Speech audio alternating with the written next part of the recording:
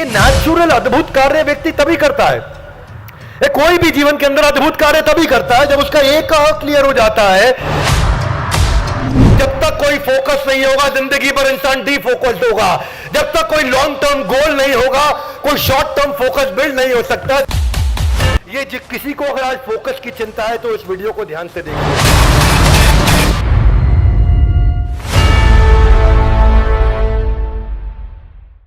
हरे Krishna.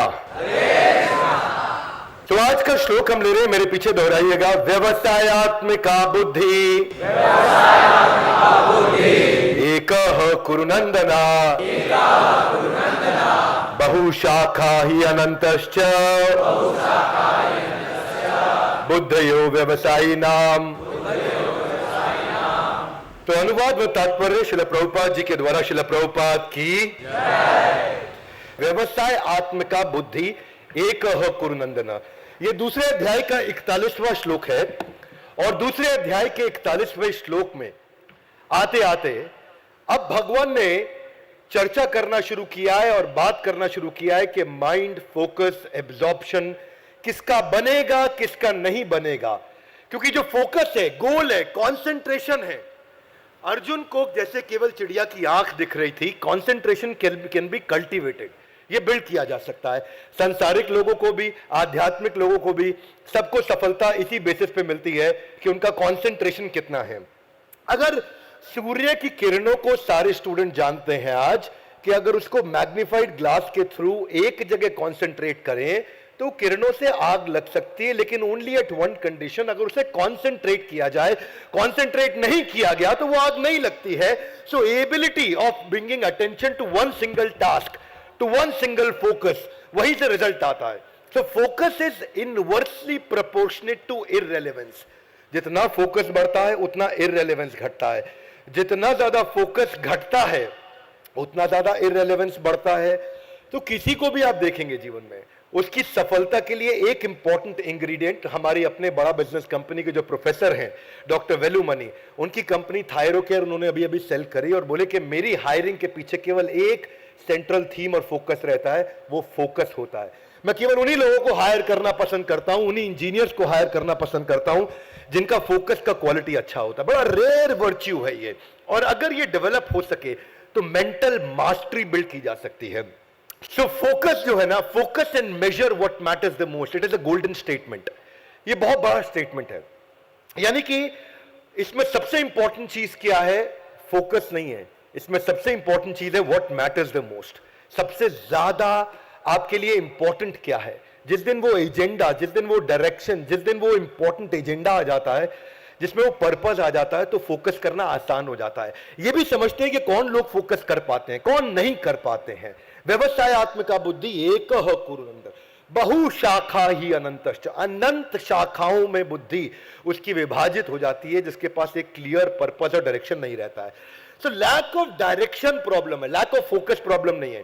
Focus बाद में आता है, पहले डायरेक्शन आता है। One more time everybody come on, focus बाद में आता है, पहले जिसके पास जितनी अच्छी क्वालिटी का डायरेक्शन है उसके पास उतनी अच्छी क्वालिटी का फोकस है। डायरेक्शन लॉन्ग टर्म होता है, फोकस इमीडिएट होता है। डायरेक्शन दूर तक जाता है, फोकस शॉर्ट टर्म में रहता है। फोकस जो है डे टू डे होता है, डायरेक्शन लॉन्ग टर्म होता है, वो पर्पस से कनेक्टेड होता है। तो जितने लोग वेल डायरेक्टेड होते हैं उनका डे टू डे फोकस भी उतना अच्छा होता है। फोकस बिना डायरेक्शन के लंबा समय टिकता नहीं है जब तक पर्पस नहीं होता है। जैसे कई बार क्या होता है, अगर आप देखेंगे ध्यान से कि अलेक्जेंडर ग्राहम बेल, उनका लॉन्ग टर्म डायरेक्शन अच्छा था, इसीलिए उनकी इमीडिएट क्वालिटी ऑफ फोकस भी अच्छी थी। अलेक्जेंडर ग्राहम बेल ये अपने जीवन में 75 साल तक जिए हैं। इन्होंने किस चीज का आविष्कार किया है? टेलीफोन का, सबको मालूम है। ग्राहम बेल 75 साल की उम्र में 20 साल उन्होंने पढ़ाई किया और 30 साल एक इन्वेंशन के पीछे लगे रहे, उस एक इनोवेशन के पीछे लगे रहे। वो 30 साल उन्होंने उस पर समय लगाया। इनफैक्ट उस 30 साल के लंबे समय में उनको 50,000 फ्रैंक भी सरकार ने उनको काफी बड़ी उस समय के हिसाब से धनराशि भी दी थी। 3 डेकेड लगाए उन्होंने, 30 साल लगाए और 50 साल की उम्र में जाकर के वो आविष्कार कर पाए थे। उनको, पर वो आविष्कार करने से पहले वो अपने ऑफिस में आखिरी समय में बहुत समय लगाते थे, बहुत घंटों घंटों घंटों घंटों घंटों लगाए रखते। तो उनकी पत्नी ने कहा कि तुम ऑफिस रुक जाते हो, तुम्हारे लिए गैराज में यहाँ क्लीन कर देती है। वो गैराज में रहने लगे और आखिरी का 1 साल वो गैराज से अपने घर में नहीं आए। घर में क्यों नहीं आए? क्योंकि उन्होंने कहा कि जिस दिन मैं घर आऊंगा फोन साथ में, टेलीफोन साथ में लेकर के ही आऊंगा। ये एक लॉन्ग टर्म फोकस था, एक लॉन्ग टर्म डायरेक्शन था, जिससे इमीडिएट फोकस बन पाया। आज एक पृथ्वी की बड़ी समस्या को उन्होंने सुलझाया है। इसमें ये जो बहुशाखा अनंत डायरेक्शन में जाती है, वो आउटकम है of not having focus. If you have too many focus, it simply means you have no focus. देखिए, सिंगल चॉइस किसी आदमी के पास होना, वो 99% हमेशा ज्यादा इफेक्टिव रहता है। डॉक्टर एपीजे अब्दुल कलाम के बारे में हम सब लोग जानते हैं। He is been the people's president of our country. APJ Abdul Kalam 32 साल के थे जब उनके रिश्तेदारों ने, उनके घर वालों ने उनकी सगाई तय कर दी थी। पर उस समय वो रॉकेट के उस आविष्कार के पीछे लगे थे जिसके चक्कर में वो काफी ज्यादा डीपली एब्जॉर्ब थे और अपनी एंगेजमेंट में जाना भूल गए थे। और बेचारे उनकी शादी भी नहीं हुई इस चक्कर में। उनसे बाद में किसी ने पूछा, आपने शादी नहीं क्यों नहीं करी? बोले, मैं भूल गया शादी करना, मुझे याद ही नहीं रहा शादी करना, है ना। क्यों नहीं याद रहा? ये शादी का याद, रिश्तों का याद इसीलिए आता है क्योंकि हमारे पास कोई डायरेक्शन नहीं है जिसको हम याद करते हो कंटिन्यूसली, कोई फोकस नहीं है कंटिन्यूसली। वेदर मटीरियल लाइफ और स्पिरिचुअल लाइफ, आध्यात्मिक जीवन, भौतिक जीवन, सांसारिक जीवन, पढ़ाई का स्टूडेंट लाइफ, ये कौन बिल्ड कर पाता है, इसको समझिए आप। इसके लिए शॉर्ट टर्म फोकस में बिल्ड कैसे होता है? एक लड़की की कहानी मैं आपको बताता हूं, उसका नाम था दिव्या। ये मंदिर रोज जाती थी, पढ़ाई में बहुत अच्छी थी, बहुत सिंसियर थी, रोज स्कूल जाती थी, लेकिन जाने से पहले सुबह मंदिर जरूर जाती थी। और मंदिर जब जाती, वहां जाकर के खूब अच्छे से मन से पूजा पाठ करती। पर वहां पे आके देखती कि कई औरतें आ रही हैं, पूजा पाठ करने के बजाय सब कुछ कर रही हैं। वो सारे काम कर रही है, चुगली करना अपनी सास की, इधर उधर की बातचीत करना, पूजा पाठ पे ध्यान नहीं लगाना, तरह तरह की बातचीत करना जिसको प्रजल्पा कहा जाता है, मन नहीं लगना उनका पूजा पाठ में। तो रोज देखती उनको। एक दिन पंडित जी के पास गई, बोली, संत स्वामी, ये मैं अपने आसपास देखती हूँ सारी औरतें आकर के ना पूजा करती, ना पाठ करती, ना ध्यान करती, ना जप करती, ना हरिनाम लेती। इनका सारा यही काम है कि घर की अपनी चर्चा करना, संसारिक चर्चा करना, अपनी सास की बुराइयां करना। तो जो संत थे वो मुस्कुराए, बोले, कोई बात नहीं, इसको तो मैं सॉल्व कर दूंगा। कल जो आप पूजा करेंगे उसमें आपको मेरा एक काम करना है। बोले, करूंगी। बोले, कल जब आओगे आप मंदिर आते वक्त अपनी पूजा की थाली में पानी से भरा भर लबालब एक लोटा लेकर के आना। बोले, ठीक है, लेकिन ध्यान रहे, ये जो आप 1 किलोमीटर चल के आती हैं, उस लोटे में से एक बूंद भी पानी अगर बाहर छलका तो मैं आपकी पूजा नहीं कराऊंगा। तो वो घबरा गई, एक बूंद भी नहीं। बोले, एक बूंद भी नहीं छलकना चाहिए, कल तुम्हारे लोटे से पूरा पानी भरा होना चाहिए। तो सोचने लगी, कैसे करूंगी? अगले दिन पूरा लोटा भरा, थाली के अंदर रखा, रख के धीरे धीरे धीरे धीरे चलते चलते चलते चलते चलते वो आई और लोटे को देखती रही कि पानी नहीं गिरे, पानी नहीं गिरे। सफल रही। मंदिर में पूरी सीढ़ियां धीरे, एक सीढ़ी एक सीढ़ी एक सीढ़ी पे सीढ़ी, सीढ़ी के बाद सीढ़ी आराम आराम से चल के गई और दिव्या मंदिर के हॉल के अंदर भी आराम से प्रवेश कर गई वहां पे, और प्रवेश करी और पानी का एक बूंद भी नहीं छलका। तो जो संत थे उन्होंने स्वागत किया दिव्या का, बोला, पानी छलका? बोली, नहीं छलका। तो स्वामी जी ने पूछा, आज आपको कितनी औरतें दिखी जो अपनी सास की बुराई कर रही थी? बोले, गुरुदेव, आज एक भी नहीं दिखी, पूरा ध्यान इस लोटे पे था, तो कोई और कैसे दिखती? बोला, यही तो मैं आपको समझा रहा हूं। संत बोले, यही तो समझा रहा हूं, जब तक कोई फोकस नहीं होगा जिंदगी पर इंसान डीफोकस्ड होगा।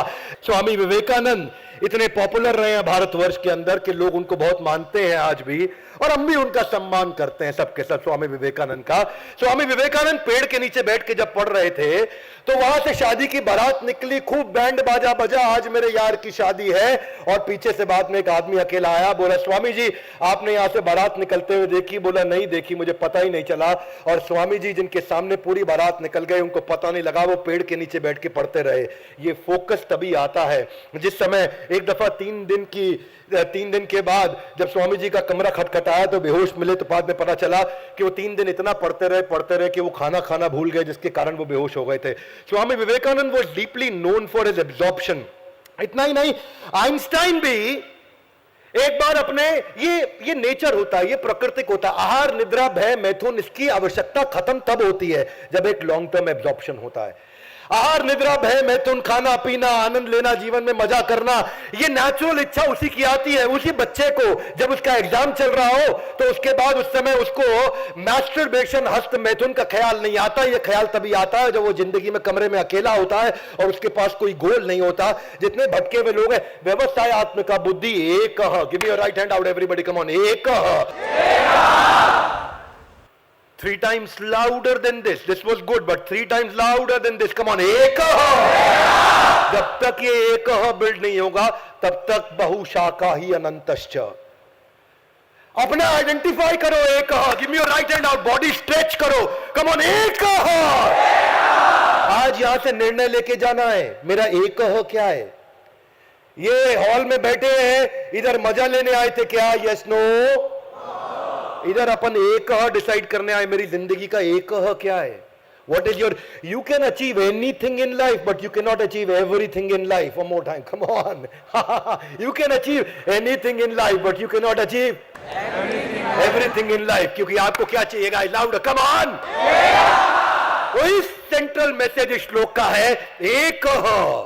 जितनी भारी मात्रा में आपका एक मजबूत होगा, उतना अनंतश्च, अनंत दृष्टि को, अनंत दिशाओं में जो भटकाव है उससे बाहर निकल सकते हैं। आइंस्टाइन एक बार डिनर पे अपने दोस्तों को बुलाए और बढ़िया खूब खाना बनाया। सारे दोस्त बैठे आइंस्टाइन के साथ टेबल पे। आइंस्टाइन खाना खाने लगे और खाना खाते खाते खाते खाते खाते खाते खाते खाते सारे उनकी तरफ देख रहे थे और आइंस्टाइन खाना खा रहे थे। सबको समझ में नहीं आया हुआ क्या। आइंस्टाइन पूरा खाना अकेले ही खा गए, पूरा का पूरा टेबल खा गए आइंस्टाइन अकेले बैठे बैठे। और अचानक जब उनके पेट में बहुत दर्द हुआ, पेट पे हाथ रखा, इधर उधर देखा तो सब उन्हें ध्यान से देख रहे। बोले आइंस्टाइन तुमने ये क्या किया? हम में से किसी के लिए कुछ छोड़ा नहीं, सारा खाना तो तुम खा गए। तो आइंस्टाइन इधर उधर देखे, बोले मुझे समझ नहीं आया, मैं गैलीलियोस प्रिंसिपल ऑफ इनर्शिया के बारे में सोच रहा था और खाना खाता चला गया। इसको बोलते हैं एक। इसके नुकसान भी है। हाथ आगे लाए, कम ऑन, एक। खैर आइंस्टाइन के केस में उसको फायदा हुआ क्योंकि उसको अल्सर की बीमारी हो गई और बाद में उसको इसके कारण जॉन्डिस भी हो गया। डॉक्टर ने बुलाया और उसको बोला तुम 6 महीने तक नॉनवेज नहीं खा सकते। और वो 6 महीने के चक्कर में जिंदगी भर के लिए आइंस्टाइन लाइफ टाइम वेजिटेरियन हो गए थे उसके बाद। ये तक जब तक ये लोग ना थोड़े अलग होते हैं, इनका नेचर बिहेवियर अलग होता है। ये इलॉन मस्क जब ट्रैफिक जैम में फंस जाते हैं तो सोचते हैं कि मैं ट्रैफिक जैम की प्रॉब्लम कैसे सॉल्व करूं। गाना नहीं सुनते बैठ करके, रील्स नहीं देख रहे मोबाइल में इलॉन मस्क, वो कह रहे मैं टनल्स कैसे बनाऊं कि कोई ट्रैफिक जैम में फंसे नहीं। 47 साल की उम्र में इलॉन मस्क ने $1 मिलियन पार्टी रखी थी अपने 47वें जन्मदिन के लिए। और उस दिन क्या हुआ, उनके जो रोबोटिक्स में ऑटोमेशन था उसमें कुछ मैल फंक्शन आ गया जिसपे वो काम करते रहे पूरी दुनिया। उन्होंने $5 मिलियन 40 करोड़ रुपए खर्च किए थे बर्थडे पार्टी पे बुलाने के लिए। पूरी दुनिया वहां वेट करती रही और ये बेचारे 24 घंटे के बाद इनको याद आया कि आज मेरा जन्मदिन था और ये वहीं कमरे के अंदर काम करते रहे। ये लोग अद्भुत काम करते हैं जिसके पास कुछ लॉन्ग टर्म फोकस होता है। इलॉन मस्क का मानना है कि अगर आपके पास एक फोकस हो और आप उसके पीछे चिपक जाते हो और जब तक वो काम नहीं खत्म हो जाता तब तक चिपक जाते हो तो आपके कंपटीशन में आपके मुकाबले कोई बचता ही नहीं, क्योंकि ये एक क्वालिटी लोगों के पास दुनिया में अवेलेबल नहीं है। बचपन में भी इलॉन मस्क इतना एब्जॉर्ब थे कि उनके माता पिता जब उनसे बात करें वो जवाब नहीं देते तो लोग सोचते कि लगता है सुन नहीं पाता। डॉक्टर ने बताया नहीं, ये सुनता है, सब सुनता है, पर ये समझता कुछ ज्यादा और उस समझ में डीप उतरता चला जाता है। अब ब्रूसली, आप ब्रूसली के बारे में नाम सुना है? कम ऑन, हरि बोल। ये सांसारिक उदाहरण है। इस ब्रूसली की एक स्ट्रेंथ थी 1 इंच पंच। 1 इंच पंच, इतनी 1 इंच के डिस्टेंस पे ब्रूसली 190 किलोमीटर प्रति घंटे की स्पीड से पंच करते थे। ये 1 इंच पंच, ये 190 मैं नहीं कर सकता, पर ब्रूसली पूरा जीवन इतना फोकस किया इस पे, इतना जब मूवी में भी बैठते थे ना तो डायरेक्टर को बेचारे को बार बार रीटेक लेना पड़ता था क्योंकि कैमरा उस स्पीड को कैच ही नहीं कर पाता था, कैमरा ही नहीं कैच कर पाता। ब्रूसली बोले कि don't concentrate on too many things, one thing which has given me success is focus। हाथ आगे लाई, कम ऑन। इतने सारे लोग, कम ऑन लाउडर। आज अपना एक और डिसाइड करके जाना है आपको, कुछ नहीं चाहिए मेरे को यहां पे आपसे। आज कैमरा पे वीडियो में जितने लोग देख रहे हैं, अपना एक डिसाइड करिए, क्योंकि louder you can achieve anything but you can not achieve everything. You can achieve anything, but you cannot achieve everything. What is your एक? वही है मेन मुद्दा. कि इसीलिए ब्रूस ली की वो मेन कहावत सब लोगों ने सुना है कि जो 10,000 अलग अलग तरीके से प्रैक्टिस करता है, मुझे उससे डर नहीं लगता, पर जो एक मूव को 10,000 तरह से प्रैक्टिस कर लेता है, वो सुपर स्पेशलिस्ट और मास्टर हो जाता है. Focus is my superpower. Let the main thing remain the main thing. मैं आज भी फोकस बिल्ड करने का इतना प्रयास करता हूं, पर मैंने एक दिन एक इवेंट किया था इस्कॉन के साथ पार्टनरशिप में, बिजनेस योगा फ्रॉम भगवत गीता. देखा था किसी ने? मुझे याद है उस समय में कब सुबह हुई कब रात हुई मुझे पता नहीं चला. मैंने 55 घंटा लगातार उस समय काम करता रहा. खाया नहीं मैंने 55 घंटा कुछ, लेकिन मुझे पहली दफा महसूस हुआ कि मुझे इतनी सी भी तकलीफ नहीं हुई, क्योंकि फोकस जो है ना, उसका एक रूल है, या तो फोकस है या दुनिया में सब कुछ है. जब एक बार एक फोकस बिल्ड होता है तो बाकी चीजें आपको तकलीफ देना बंद कर देती हैं, डिस्टर्ब करना बंद कर देती हैं. आपको मेहनत नहीं करनी पड़ती, मेहनत अपने आप होती चली जाती है. उस समय बिजली भी गई थी, मुझे पता नहीं चला. उस समय जनरेटर भी बंद हुआ था, मुझे पता नहीं चला. उस समय एसी भी बंद हुआ था, मुझे पता नहीं चला. आज अगर एसी बंद होता है, 30 जून को मैंने ये डाला था इवेंट, मुझे याद है पिछले साल, पर 30 जून के दिन उसको मैं आज भी एक्सपीरियंस करता हूं तो भगवान का वो प्रिंसिपल याद आ जाता है कि आपको सफलता तभी मिल सकती है जब ये एक और डिसाइड करना. इधर डिस्कशन के लिए नहीं आए अपन, डिसीजन के लिए आए हैं. ये एब्जॉर्प्शन नेचुरल हो जाता है जब आप पकड़ लेते हो उस एक को. पैब्लो पिकासो बचपन में उसका तब पता चला, उसका एक जब छोटी दरार आई थी दीवार में, मां ने कहा बेटा इस दरार को भर देना, इस पे छोटा पेंट कर देना. वो पेंट करते करते उसने पूरी दीवार पेंट कर दी. मां ने पूछा ये क्या किया? बोला मेरे को ये नेचुरल फ्लेयर है. वो उसका एक बना और आज भी पिकासो को लेजेंड की तरह लोग याद करते हैं. ये नेचुरल अद्भुत कार्य व्यक्ति तभी करता है. कोई भी जीवन के अंदर अद्भुत कार्य तभी करता है जब उसका एक क्लियर हो जाता है. एडिसन एक बार 72 घंटा काम करते रहे तो उन लोगों ने बोला जाओ जाके रेस्ट कर लो. वो घर गए रेस्ट करने के लिए. 72 घंटा लगातार काम करने के बाद जब रेस्ट करने गए, रास्ते में पार्क में गिर गए थक करके, तो बोला मैं 1 घंटा यहीं सो जाता हूं. वो 1 घंटा पार्क में सोए और उसके बाद उठ करके फिर से वापस काम करने चले गए. बोला पूरी तरह रिफ्रेश हो गया. ये संसार में, आध्यात्मिक जीवन में, शारीरिक, मानसिक, सामाजिक, किसी जीवन में अद्भुत कार्य व्यक्ति तभी कर पाता है जब उसके पास उसका एक क्लियर होता है. आज का यही सेंट्रल मैसेज है. सूरदास जो भगवान के परम अनन्य शुद्ध भक्त थे, एक बार श्रीमती राधा रानी की पायल उनको मिल गई और श्रीमती राधा रानी की पायल लेके जाने लगे. श्रीमती राधा रानी ने उनको दर्शन दिए, अपनी पायल वापस मांगी. बोले मैं आपको देख नहीं सकता, मैं आपको कैसे पहचानूंगा? तो उन्होंने इनफैक्ट भगवान कृष्ण को इंटरवेंशन करना पड़ा कि मैं आकर के आपको दर्शन देता हूं और आपकी आंखें ठीक कर देता हूं. सूरदास की जब आंखें ठीक हुई तो उन्होंने पहली दफा भगवान कृष्ण के दर्शन किए. दर्शन करने के बाद बोले प्रभु अब बस एक ही चीज मैं चाहता हूं, वही मेरी शर्त थी कि आंख देने से पहले एक चीज. बोले क्या? अब आपके दर्शन देने के बाद ये आंखें दोबारा ना बचें, क्योंकि आपको देखने के बाद मैं संसार में कुछ नहीं देखना चाहता. तो जो भगवान का शुद्ध भक्त है, जब उनका भी एक क्लियर हो जाता है, ये वो लोग होते हैं जिनका पर्पस क्लियर है. ये वो लोग हैं जो रूथलेस एंड डिस्ट्रैक्शंस को लेकर के, ये वो लोग हैं जिनको वर्क लाइफ बैलेंस सताता नहीं है. ये वो लोग हैं जिनको मल्टीटास्किंग और गॉसिपिंग में मजा आता नहीं है. ये वो लोग हैं जिनको बाहर खड़े होकर के गप मारने में मजा नहीं आता. ये वो लोग हैं जिनको किसी से वैलिडेशन नहीं चाहिए. और जो इनके अलावा लोग हैं उनको थोड़ा सा सफलता मिलता है तो उनका अभिमान बढ़ने लग जाता है. कुबेर एक दफा काफी अभिमान में आ गए थे. उनको लगा 14 भौतिक लोगों में सबसे बड़ा मिलियनियर बिलियनियर मैं हूं. ये किधर तुम अडानी की और इलॉन मस्क की बातें करते हो? मेरा नाम कुबेर है, हल्के में ले रहे हो मुझको. कुबेर काफी एक्साइटेड थे. और कुबेर एक्साइटमेंट में सोचे ये कई लोगों को मेरे बारे में पता नहीं लग रहा, ऐसा करता हूं एक डिनर का अरेंजमेंट करता हूं, एक सेलिब्रेशन का अरेंजमेंट करता हूं. कुबेर चल पड़े. उन्होंने सारे देवी देवताओं को बुलाया, लेकिन बुलाने से पहले उनके आराध्य देव भगवान शिव उनके घर गए. जाकर के कैलाश में बोले प्रभु आपकी कृपा से सब कुछ है, बस आपके दर्शन चाहता हूं और चाहता हूं कि ये जो मैंने डिनर अरेंजमेंट किया, एक सेलिब्रेशन पार्टी करिए जिसमें मैं सारे देवी देवताओं को बुला रहा हूं, आप भी जरूर आइए. भगवान शिव बोले मैं वैरागी, मैं किधर जाऊंगा? अंदर से समझ गए थे किस चक्कर में आया है. ये दिखाना चाहता है मेरा धन ऐश्वर्य है, ये दिखाना चाहता है. इसके आगे भी श्लोक भी आएगा अगला, भोग ऐश्वर्य प्रसक्ता नाम. अरे वो कह रहे भगवान को आइडिया लग गया, गड़बड़ आदमी दिखावे के लिए बुला रहा है मेरे को.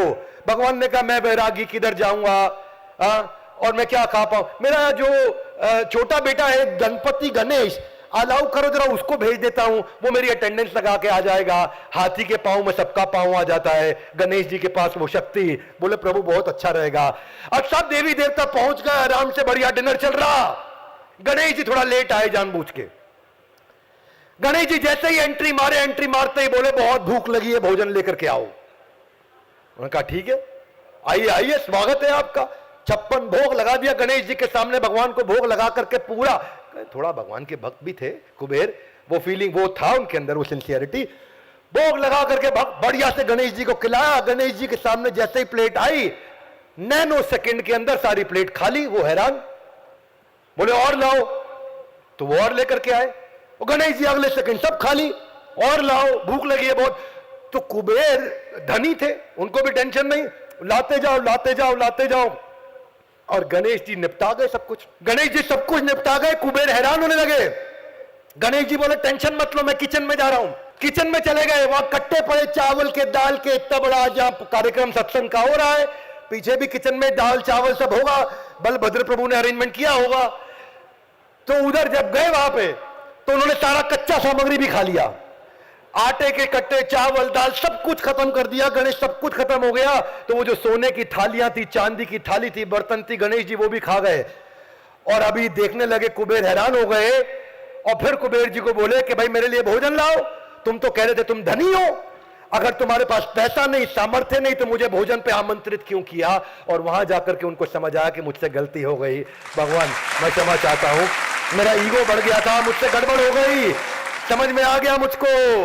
तो ये जो बहुशाखा बुद्धि है, ये इसीलिए आती है क्योंकि एक नहीं है। ये किसी को अगर आज फोकस की चिंता है तो इस वीडियो को ध्यान से देखिए।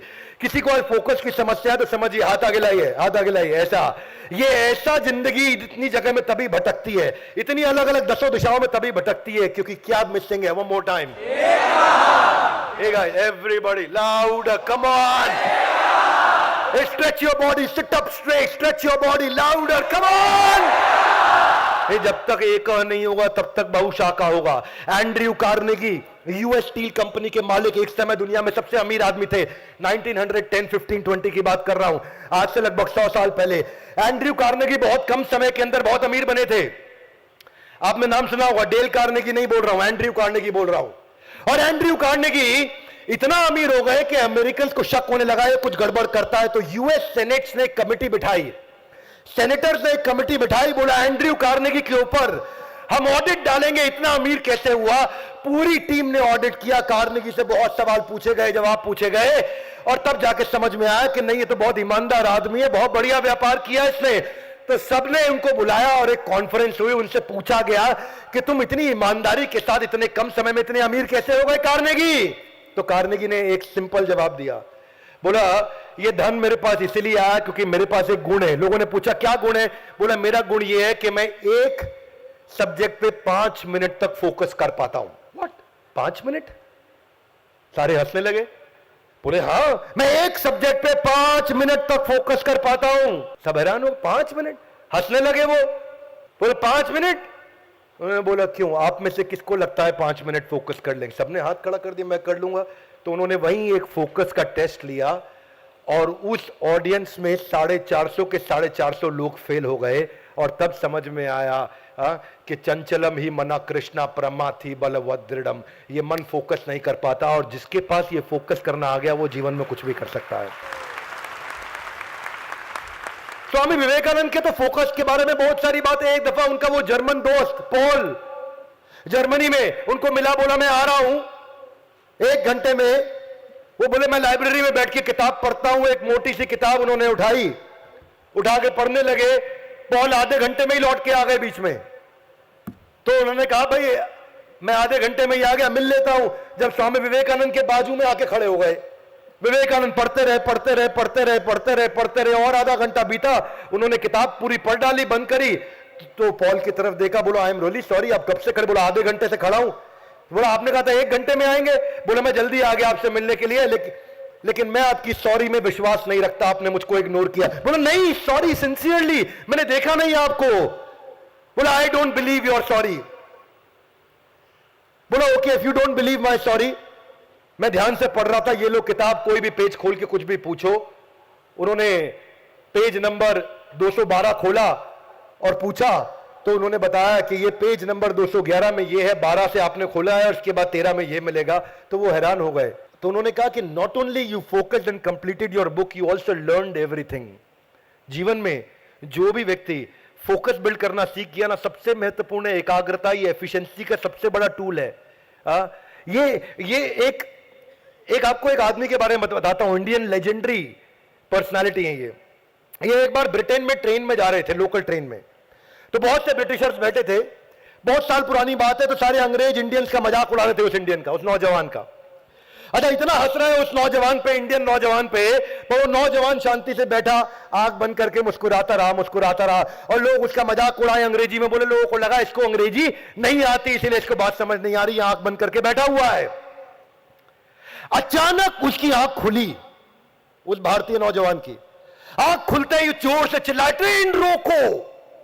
सबने इधर उधर देखा, स्टॉप द ट्रेन। उनको लगा इसको अंग्रेजी आती है, स्टॉप द ट्रेन बोल रहा है, और उठ के भागा और फट से ट्रेन की चेन खींच दी। तो लोग चिढ़ गए, बोले पागल आदमी, ट्रेन की चेन खींच दी। वहां पे ट्रेन का जो मास्टर होता है वो भागा भागा आया, किसने खींची? बोले मैंने खींची। बोले तुमने क्यों खींची ट्रेन की चेन? तुमको मालूम नहीं बिना कारण खींचने पर दंड नहीं, अपराध है? बोले मालूम है। अच्छा, वो चुपचाप खड़ा हुआ है, लोगों का गुस्सा बढ़ गया। बोले फिर क्यों खींची तुमने? बोले अगर मैं चेन नहीं खींचता तो आज सैकड़ों लोग मारे जाते। तो हंसने लगे, सैकड़ों लोग मारे जाते, कुछ भी बोलता है ये आदमी। क्यों मारे जाते? बोले जहां ये ट्रेन खड़ी है इससे 220 गज आगे जाकर के देखना, वहां ट्रेन की पटरी टूटी हुई है। लोग हैरान हुए, क्या बोलता है ये? ट्रेन से सब वहीं से कोई 50 लोग उतरे और आगे जाकर के गए, 220 गज पैदल गए। ठीक 220 गज के बाद ट्रेन की पटरी टूटी हुई थी। सबकी बुद्धि चकरा गई, भाई तुमको कैसे मालूम कि ये ट्रेन की पटरी टूटी हुई है? एग्जैक्टली वहीं पे टूटी हुई है।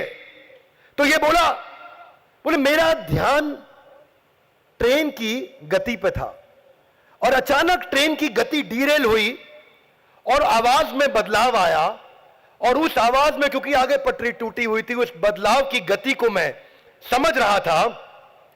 इसको बोलते हैं साउंड रेजोनेंस इफेक्ट। और जिससे मैं ये समझ गया कैलकुलेट करके कि कुछ लोग अपनी बातों में मस्त थे, पर मैं ट्रेन की आवाज सुन करके पहचान गया sound resonance effect of physics के प्रिंसिपल से कि यहां पटरी टूटी मिलेगी। लोग बहुत हैरान हुए, बोले तुमको साधारण आदमी नहीं लगते, कौन हो तुम?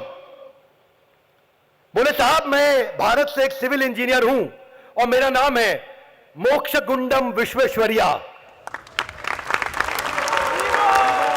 और मोक्षगुंडम विश्वेश्वरैया कौन थे ये? इन्होंने पहली बार भारत के अंदर डैम भी बनाए थे। इन्होंने पहली बार भारत के अंदर, ये भारत रत्न अवार्डी हैं, और इन्होंने flood protection system, block system, dam के सिस्टम सारे देश में डेवलप किए थे। ये सारी असाधारण क्वालिटीज देने के लिए ही भगवत गीता हमारे को भगवान ने हमारे हाथ में दी है। इसलिए मैं बोलता हूं, दुनिया में जो व्यक्ति भगवत गीता पढ़ लेता है उसको उसके बाद कोई किताब पढ़ने की जरूरत नहीं है। और यही है भगवत गीता के आज के श्लोक का principle, Gita in action. Give me your hands out everybody guys, come on, Gita in action. No everybody loud, come on, Gita in action. Gita को जीवन में कैसे उतारें, ये मेरे जीवन का लक्ष्य है कि मैं लोगों को मैसेज दे सकूं, और ज्यादा कुछ नहीं। मेरी सीमित बुद्धि से मैं इस असीमित ग्रंथ को लोगों तक रोज पहुंचाने का प्रयास कर रहा हूं, क्योंकि मेरी लाइफ का एजेंडा है गीता समझा सकूं या ना समझा सकूं, पर आपके दिल के अंदर गीता के प्रति कुछ अटैचमेंट जरूर बिल्ड कर दूंगा। और यह था हमारा दूसरे अध्याय का 41वां श्लोक, जिसका एक ही सेंट्रल मैसेज, एक one more time, come on. इसीलिए सबको याद दिलाता हूं, गीता इन एक्शन सीरीज के सारे वीडियोस उनको देखने चाहिए। हमारे साथ जुड़े रहने के लिए वर्ल्ड के नंबर 1 एंटरप्रेन्योरियल यूट्यूब चैनल को सब्सक्राइब करने और करवाने के लिए, इस एपिसोड को पूरा देखने के लिए आप सबका हृदय की गहराई से प्रेम पूर्वक बहुत बहुत हरे कृष्ण।